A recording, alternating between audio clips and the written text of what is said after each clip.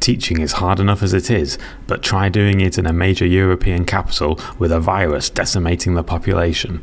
This week, Konrad lounges around like a work-shy fop eating sweetmeats, while two weary Berlin teachers report from the city's classrooms, where society is being held together. It's time for a G&T.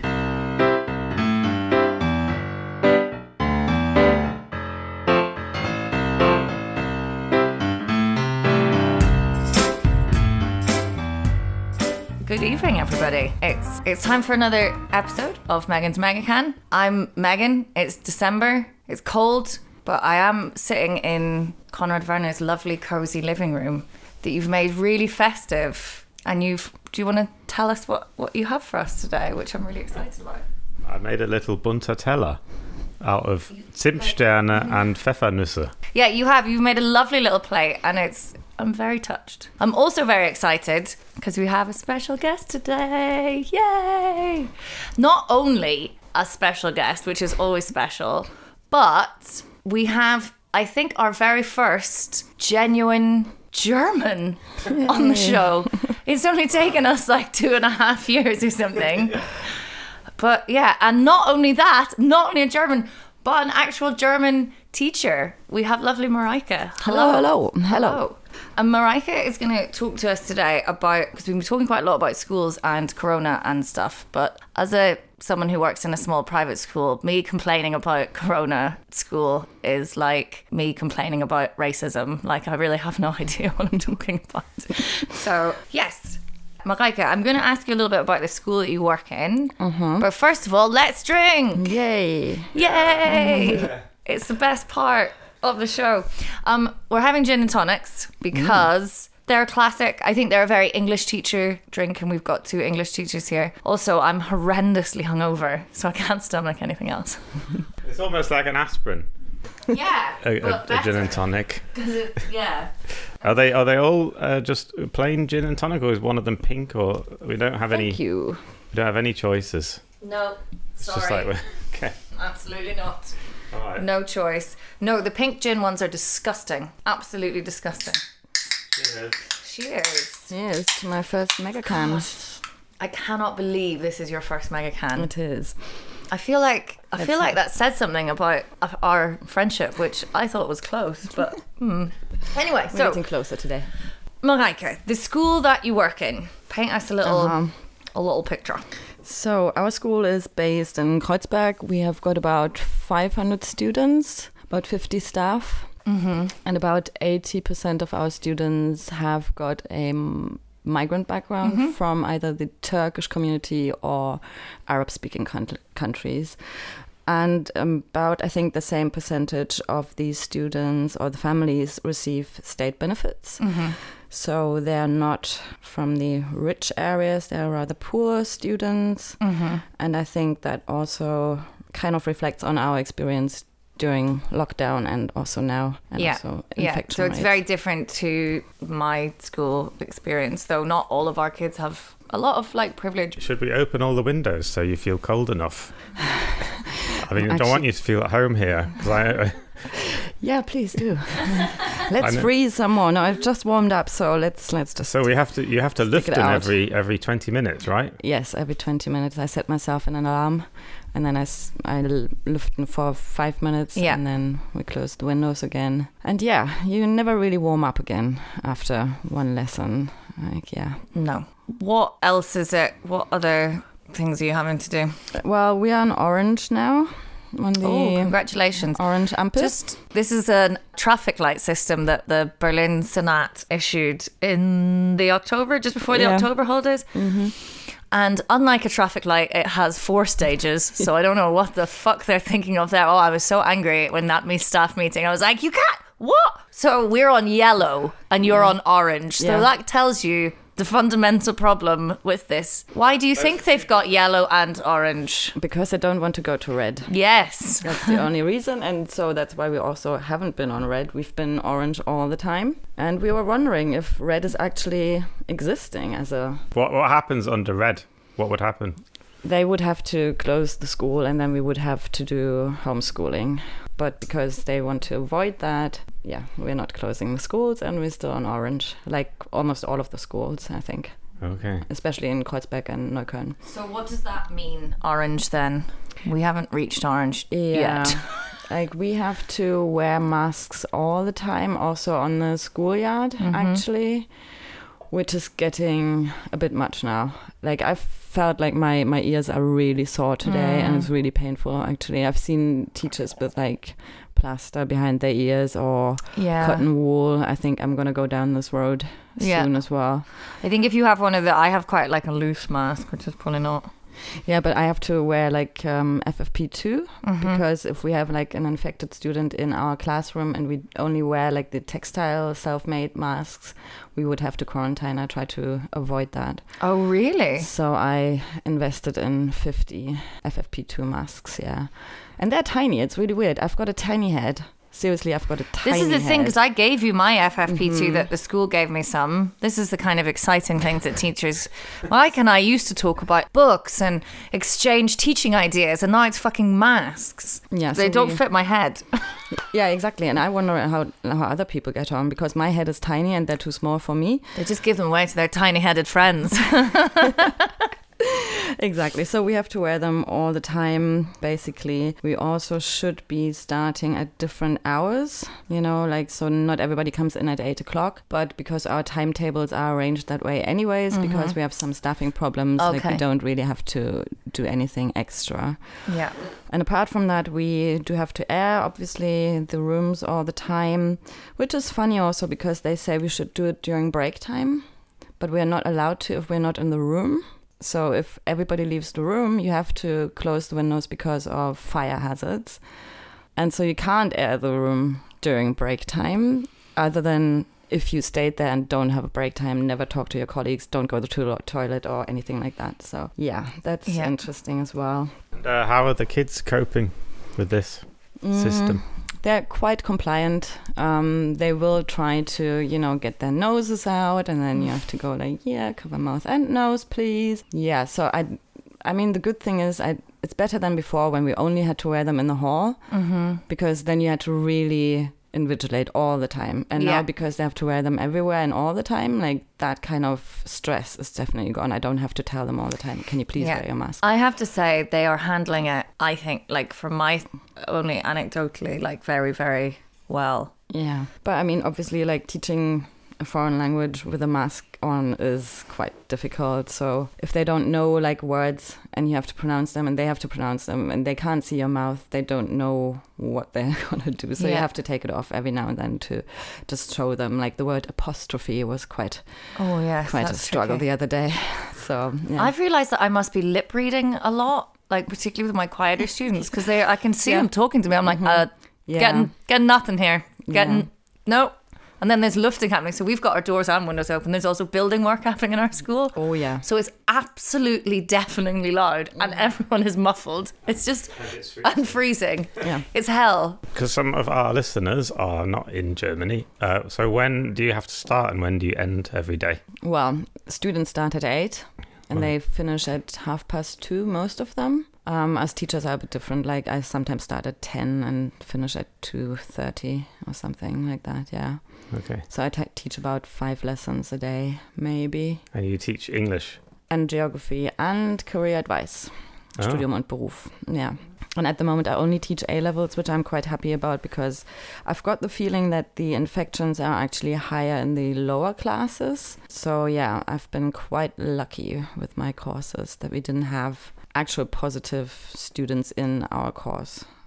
Like most of them were contact person 1 or something like that.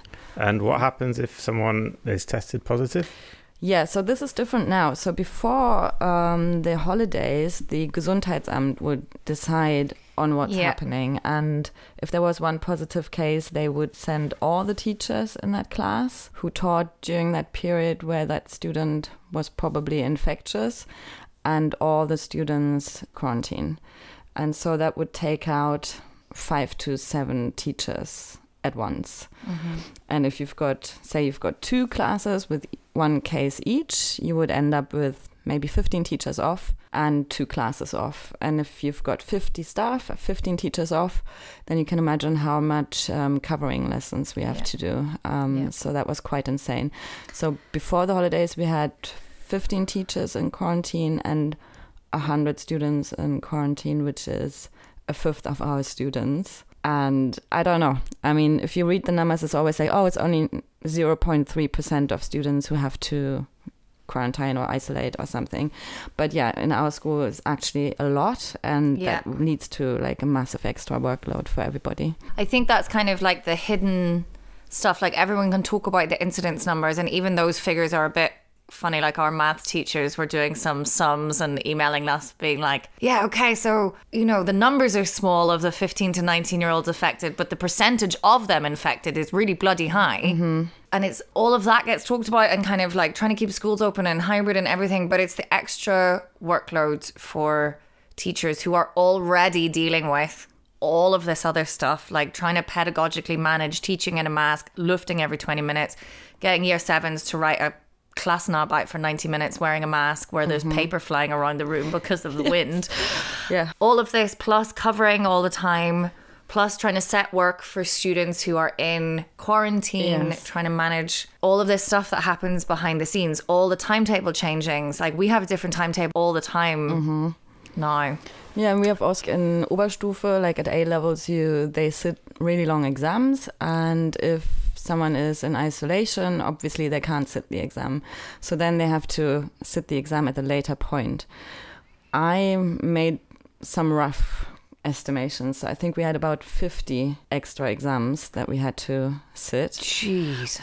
And if you sometimes it works so you can sit the same exam. You don't have to devise a new one. But in geography, for example, it doesn't work. So if 7 students sit an exam on Nigeria and it's developing chances for the future or something, the student who would resit that exam later, I can't set the same exam because they could just read up about it, and it wouldn't be fair. So I have to come up with a new exam. And if you've got about 50, then that's a lot of extra work. And we have also some students who have been at home since August, so they don't attend school at all. Sorry, why are they been at home since August? Because they're isolated. Because their parents are in a high-risk group. Okay. And even though the parents were okay with sending their kids to school, the kids were really scared for their parents and didn't want to take the risk. And so they've been at home since August and homeschooling. And that's one of my students is just started A levels. So everything that she gets taught, she has to teach herself basically, and then she comes in for the exams. And I mean, I'm happy to do that for her, but still it's a lot of extra work as well. It was like about 1.5 hours, I think, just for this one student per week. And we should mention your school is in Kreuzberg, which has got what are the numbers there? It's like one of the highest in Berlin, isn't it? When it comes to students, the incident rate is actually 736. Amongst students in Kreuzberg? Amongst students in Kreuzberg, especially in the age bracket 15 to 19-year-olds. And when you just think about that for the general population, they were getting really, really worried when the number hit 50. And now you've got 736, and she still insists on keeping everything open. That doesn't really make sense to me. Who is she? Yes. Who is she? The cat's mother, as we would say in Ireland. Lovely Miss Scheres. Miss Scheres, Sandra Scheres, who is the Berlin... I like to say things when I actually know things, but she's whatever it is for education. Minister for Education? Bildungssenatorin, I think. Senator for Education in Berlin.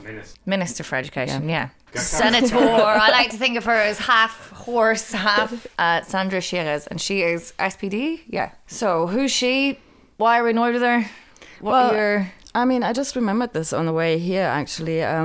She attended a meeting of all the headmasters in Berlin even before the pandemic, and she was generously booed when she hit the stage. Really? And that was before COVID. Wow. How long has she been in the post? Do we know? People have been quite dissatisfied with her anyways. Because, that's not good. Yeah, and it's not gotten any better. Why not? Why don't they like her? I like her. It might have been to do with... That's Konrad being a contrarian then. Playing devil's advocate like the white man that he is. Yeah, it might be something to do with like in the next coming years. I think there's not enough places for students. I think they're going to miss about 20,000 places over the next couple of years for students. It's about how schools are equipped.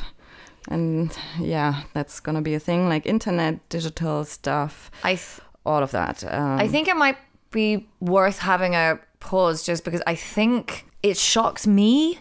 I've always worked in the private school system here because I'm not allowed to teach in a state school here. Somewhat ironically, they've approved everything and I can teach English and French, but my German is not I need to prove that I have the highest level of German to do that, despite the fact that they have a huge Lehrermangel, a lack of teachers. But I think for people who live in Berlin, particularly kind of Germany is so very good at some things and has so much money and the infrastructure works so incredibly well, particularly for maybe most of our listeners who are not from Germany. The school system is shockingly underdeveloped. Like you have blackboards, don't you? We do, and I just checked like out. That. I cannot explain to you what would happen to me if I walked into a classroom, and I don't use a lot of tech. Mm-hmm. Chalk? You want me to use chalk? I mean, I do love chalk. I can't stand it. It gets all over me. No, but I mean, that was interesting because I checked our school's profile online and it said we have numerous smartboards. I think we've got 4, but it's numerous. It's quite funny. That's 125 students to a smartboard, so that's fine. Can't get them all in the same room. That's not very corona friendly, but yeah. Sandra Scheres has been in office since 2011. That's a long time. That's a bloody long time. She's not going to put herself up for the post again, so that she shouldn't. She's shite if that's still the state. I've heard about teachers having to. Of course, there's never any soap in some of the schools, but it's Corona times. Obviously, I mean, there should be soap for people to wash their hands anyway. Oh, we've got cold running water in our bathrooms, but the tap is like set, so it just kind of when you turn it on, it turns itself off after 5 seconds. So you can punch it and kind of try to wash your hands. We do have soap, but it's cold water. It's ice cold. Yeah. I've also heard in some other German state schools of teachers having to bring in their own toilet paper. Oh wow! Yeah. Oh, then we are privileged, I have to say. Yeah. And now you're not being given your own masks. You have to buy your own masks. Yeah, we all bought our own masks. Luckily, that's quite bad, isn't it? It is. Yeah, it's really annoying. I mean, we do earn quite a lot of money, but I don't think it should be our responsibility. I think German teachers, and that is another thing, this idea that you earn a lot of money, you earn what teachers should be paid. And that's not me being like, oh, teachers are amazing, even though I think we probably are. But it's so devalued in other countries that people look at teacher salaries in Germany and be like, oh my God. But you are having to deal with not enough resources. And in terms of like the digitalization that everyone keeps talking about, and there was this famous thing recently where they were giving out iPads to the students who maybe didn't have access to technology. Did your students get the 80% of your 500 students who receive state benefits? We got 80 iPads. That's not even with my maths. That's not 80% of 500, is it? Absolutely not. No, yeah. I was quite surprised that it actually happened because I didn't expect it to actually be rolled out. And it happened quite fast. But yeah, it's still only 80. And the rest is just left to their own devices. Oh, that was a good pun. Oh yeah, I got it. Speaking of which, the part of the Corona measures, they want to introduce 1,200 Luftfiltergeräte, so air filters for the schools. Sandra Scheres promised that, but she said that it's a more complicated process than you might think. And if you get the wrong air filter, it can only be counterproductive. Yeah, but how difficult can it be to get the right ones? I mean, exactly. I mean, what kind of choice is there? Like this, literally Germany, we've literally just come up with the vaccine for this fucking thing. Yes. We can probably filter some air. So, I mean, we got 4 devices to measure the CO2 levels in our classrooms. Why do you need to measure the CO2? Because like if like the CO2 amount of CO2 is like too high, then obviously the risk of the virus spreading is higher as well. And so first of all, when you start, you put it on, it's on green, and then it moves to yellow, orange, and then red. it goes to orange, and then it goes to, oh my God, that's not how traffic lights work. And then it tells you basically when you have to air the room, though. If the rule is every 20 minutes, 5 minutes, I can do that without the CO2 things. But yeah. I mean, it's for the whole school. It's I think it's, again, yes, we can lift, and yes, we can have CO2 monitors and everything, but it's not solving the issue of the fact that we have loads of staff out and students out. And I get that we want to keep kids in school, and I think we both want that. Like, I don't think any teachers are saying, oh no, it was terrible when all the kids came back to school and I really preferred looking at them on a screen. But it's just, it's unmanageable. But there's also a lot of disadvantages, I guess, for how did your students, what was it like when we were in lockdown? Yeah, I mean, it was difficult. You know, and I mean, but just for the current situation, there's like something that I noticed. There's one of our students, and he just started A-level, so he's in the first semester. He's been off isolating for 4 weeks, and that's like continuously. And then I've got another student who's never been in isolation. So there's not equal opportunities. You know, like someone who can attend school all the time just because she was lucky that she was never close to someone who tested positive. She's got lots better schooling and lots more advantages than that student who's been off for 4 weeks now. And also, like, nobody talks about that, you know, some students really don't get the same treatment as others. And I think he's going to struggle. Because this is also the argument against school closing, is that it unfairly penalizes students who do not have support at home, who do not have access to technology, who do not have, you know, quiet place to study, you know, their own bedroom or whatever. And that is true. And if you have a school like yours, where there are loads of students and they're living in an area that is very densely populated, they're living in communities which are very densely populated, and there are high numbers of corona, they've also got this kind of mad into quarantine, maybe they'll get some work, but everybody else is in class, and that's also not, like you say, it's not giving everybody equal opportunities. Exactly. During the first lockdown, it was quite horrible. Like most of our students had to do all their work on a smartphone, and I ridiculously once made that mistake. I was like, oh, this is great, I can just give them like a longer text and they can read a short story, and because like in class that's really quite difficult. So I sent them this PDF, scanned it all in, and once I sent it off, I was like, oh my God, no, you cannot make them read a whole short story on a smartphone. It's insane. Like, so I had to cancel it. Mind you, you would be amazed. I mean, I did it before as well, but I think it's really inconvenient and it's asking a lot. So I didn't want to put them through that. If you talk about geography and you have maybe a worksheet with a map on it, just to be able to see it, you would have to zoom in a lot. Yeah. But if you want to look at overall structures, you need the overview of the thing. They don't have printers at the home, like they can't print off stuff and scan it in. And so I got lots of these photos with their handwritten work on it that I was supposed to grade, which was also quite painful. So yeah, it's been really, really difficult. And I've read that the parents union, or what they're called, Elternvertreter, they want, like, for example, schools to stream lessons, which I find amazing, and I suggested that as well. Like, get a small webcam. It's not very not very expensive, and you just stream the lessons so that the people at home can actually attend these lessons. But apparently, our broadband is not sufficient to be able to do that. God. So, because we had to move a little bit to a temporary building, we didn't have the internet until August this year. So, at school. So I'm sorry, you didn't have internet from January to August? Not from January, for more than a year. We didn't have the internet at school. Yeah, because it took so long to actually I genuinely, I feel actually sick. Yeah. I mean, we were really happy this August when we were like, oh yes, we've got the internet, so it's going to be a bit easier to do all this digital learning stuff. But yeah, we didn't have the internet. You went through first lockdown with no internet in the school? Yeah. Fucking hell. Yeah. I suppose the school, I mean, it was kind of shut. But yeah, because the other kind of thing that, and you were reading about this. Yeah, You've been talking, right, why don't you tell us what you know? Why don't you explain to us what you know about hybrid learning? So, relaxed position here, Konrad. Well, I'm just leaning over to get the microphone. I'm just lounging around like on a chaise longue.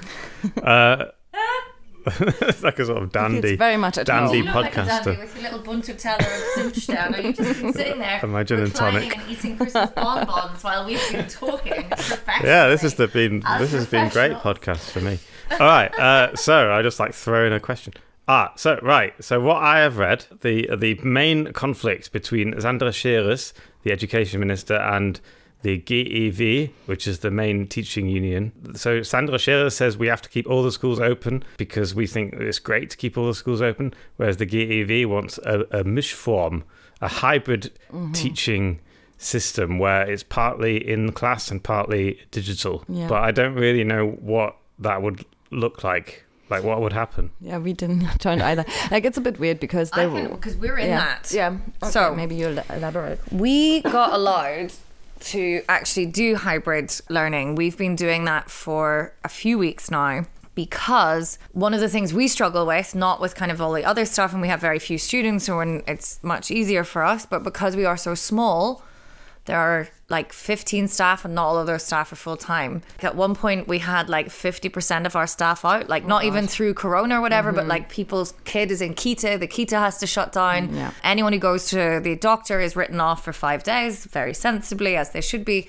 But it meant that like at one point we had like 50% staff. We literally cannot run the school. So we made an application to the Senate, and so we've been in hybrid mode, and what that looks like is, for us, half the school is in 1 week and the other half is in homeschool. So it's actually working really well. I think pedagogically, I think it's kind of cool because the kids can go off and do like projects and things. None of us are probably like, I don't know, I'm certainly not making the most of it pedagogically because there's like a bazillion other things to be doing, and it's just every day is like a new thing. And we've been doing this term for 4.5 months. We started in August. I keep saying to my kids, like my little year 7s, I was like, do you remember when we met? And we were so hot, we didn't want to wear our masks, and now it's so cold. And they're like, whoa, that was a long time ago. I'm like, yeah, we all need a holiday, don't we? With up to 4 of our relatives or friends. But I would be interested in this hybrid learning because obviously we did it as well, like in year 10 in May for the GCSE classes and stuff. Yeah. But what they want us to do is to basically teach new stuff while they're in class. Yeah. And then they practice at home.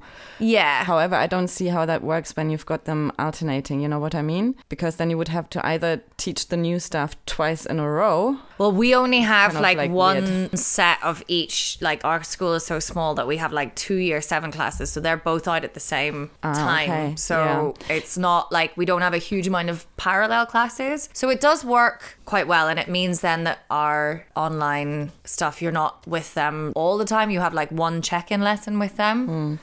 So then you're freed up to maybe cover or do other stuff or whatever, which is really good. And it sort of means that then kind of everything is on... We use Google Classroom, so it's already online. So it's not like one person has gone into quarantine and then... It's Yeah, kind of I all think- set up for most people to know what's happening online, even if they're not in the present Yeah, teaching. I think for us it would be different because they would split the class. So half of the class would be at home and half of the class would be in school. That sounds insane. And then it would change the next week. And so if you had to teach new stuff, you would actually, if you would do it fairly, you would have to do it twice, you know, Yeah. and it's just a bit weird. But also, do you want to go into data protection laws and which digital platforms to use at schools? Yeah, because this has been a massive thing, and it became like comedic in the first lockdown, which was, and I do think, like, I know I do go on about teachers quite a lot, but like they shut the schools and we were teaching continually. Like we managed to fucking do that. Yeah. You know, if you want things done, you probably should just ask teachers, because we deal with many, many things in our daily life. There was a bird that was knocked out this week. I dealt with that as well as teaching other It's a things. fun story. A little interruption. I was shiting on in the staff room as I do, like blah blah blah blah blah, and there's like one of our year 11s standing there, and she's like, I was like, blah, blah, blah, blah, blah. What do you want? She was like, a bird, and she has this little a bird that was in shock. So yeah, we went and got that. Well so done. all kinds of things. You're dealing with like people's. Finish the story. What did you do with the bird? That we put the bird in the box and then put it out in the terrace outside the year 11 classroom, and I was like, guys, you need to.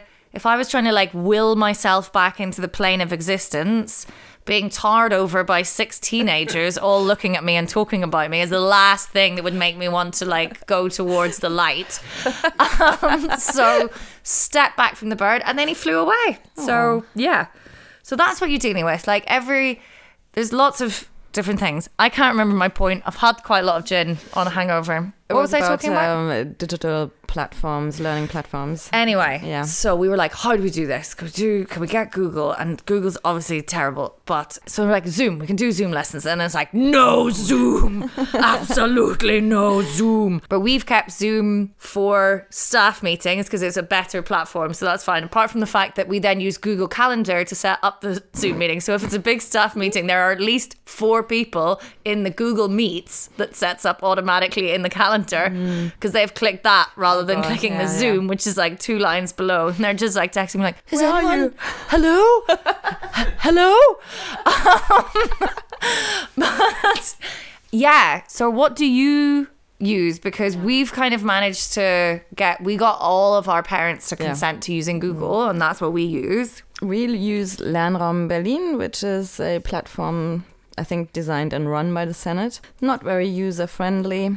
I'm shocked considering their websites are the worst thing I've literally ever seen. I'm quite tech savvy, so I can manage it and handle it, but we had to obviously instruct all of our colleagues to how to do it and help along, which is fine. I mean, we are nice colleagues and supportive. But the other day I read an article that actually Berlin's data protection officer is not too happy with that platform, which is run by the Senate and recommended for us to use by the Senate. So that's interesting as well.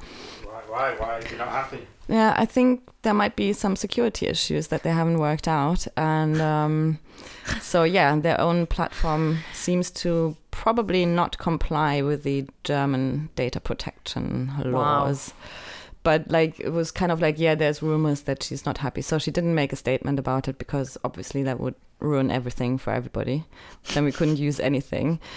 So yeah, we're trying to use Lernraum Berlin, which is Moodle based. I think Moodle is something that people maybe know from university or something. Okay. Yeah. I don't love the online things. We've kind of mainly done it now that it's just because I think that is what students miss, is being able to ask the teacher questions in real time. Mm-hmm. So we come on and we kind of like maybe introduce it wherever, and then they can go away and work and drop back in if they've got questions. But trying to actually deliver content to teenagers over a absolute nightmare. Yeah. Absolute nightmare. Mm-hmm. I hate it. I can't tell what they're doing. I know they're on their phones. Can I say what, just on a political level, why the government... On a politics podcast, how dare you? I think the reason why you guys have to go through all this is because the governments of Germany, all the state governments and the federal government, are desperate to keep the economy going.